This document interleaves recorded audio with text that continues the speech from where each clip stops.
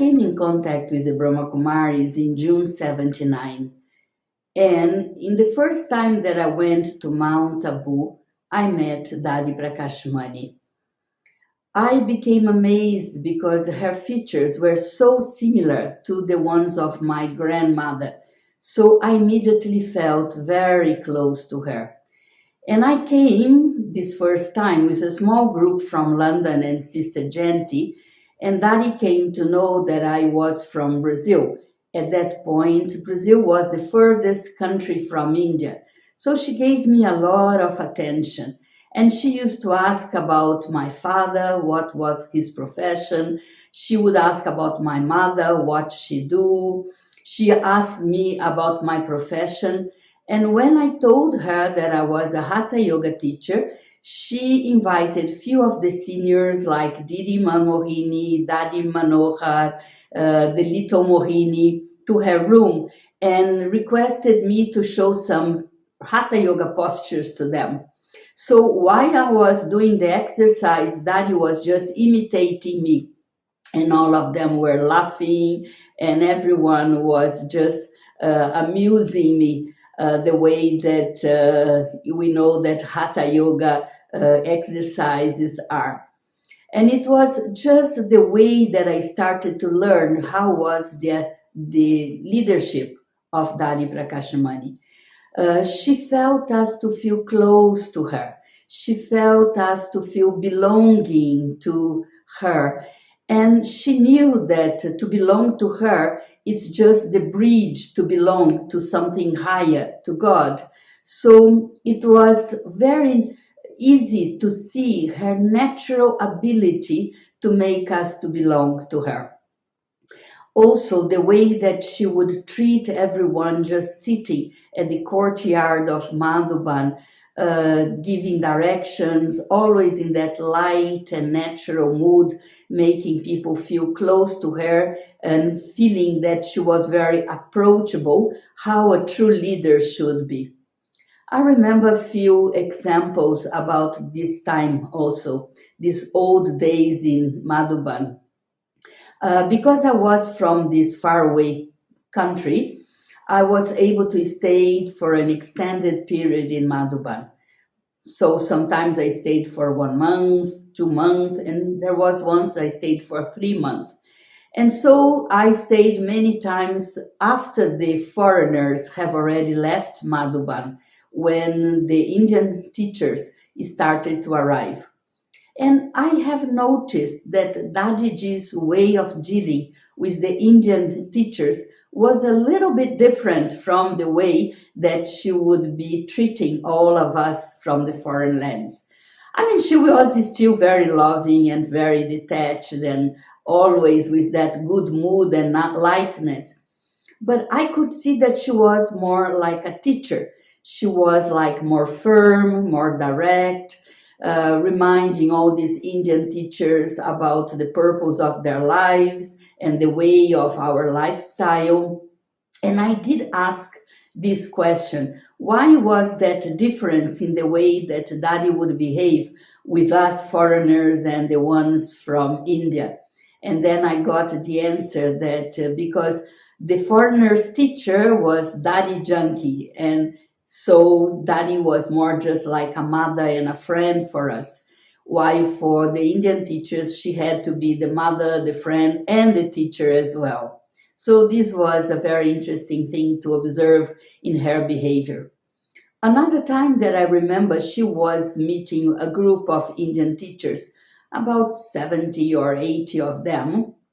And one of them asked Dadiji the question, what were the signs of someone who was in their second birth in Brahmin life? It means that the person was a Brahma Kumar or a Brahma Kumari in their previous birth and then left the body and came back in the other life and belonged again to this organization. And Dadiji, very clear, very direct, and very immediately after the question, she gave the answer and said, there are 3 signs of this.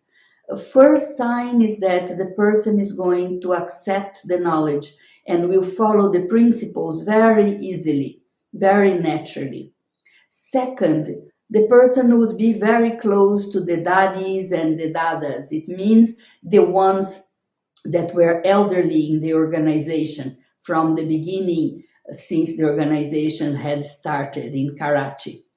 And third, this person would be from a very good family, because if they had been a Brahma Kumar or Kumari the other birth, it means that they had created a good charity in their actions, and so they would come back in a very good home. So it was very interesting, because that also answered many of my questions about how easily and closely I could feel with all the Brahma Kumaris set up.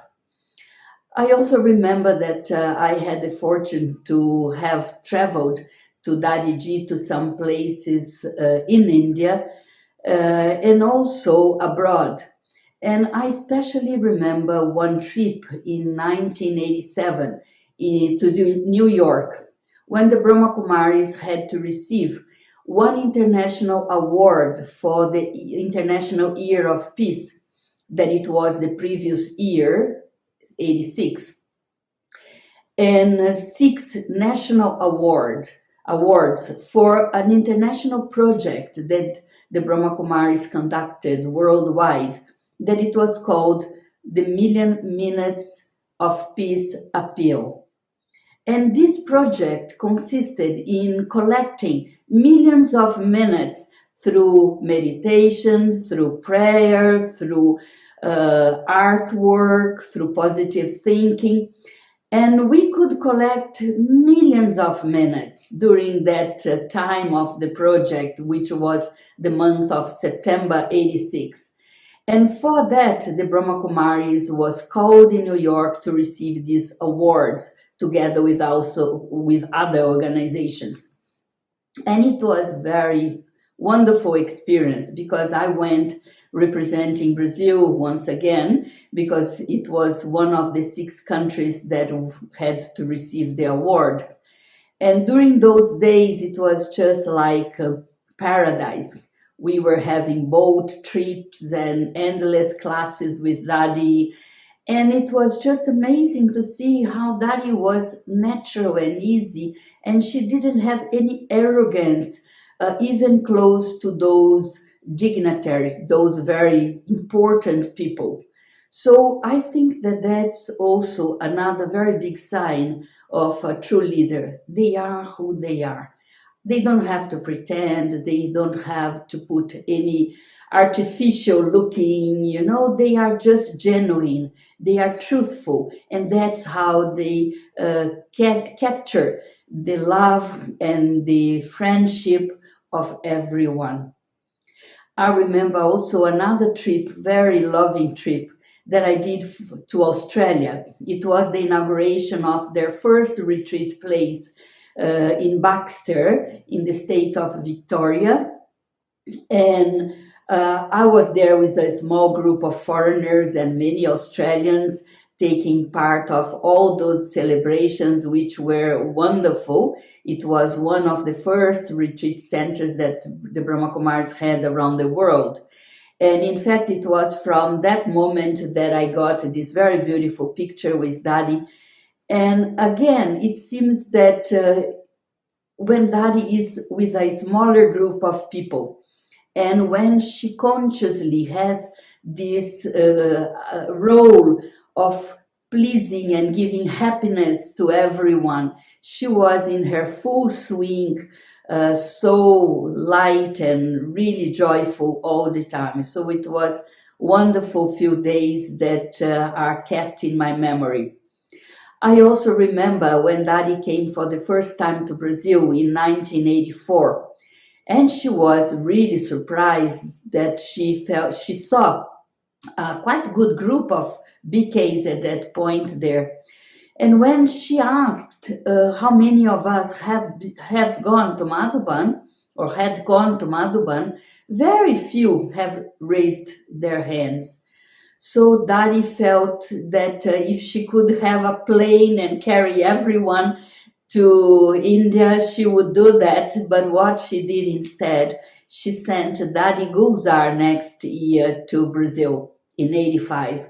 So it was really wonderful to see how Dadi Gulzar, being the trans messenger of God, could be with us during those days, and it was an amazing experience that all of us had.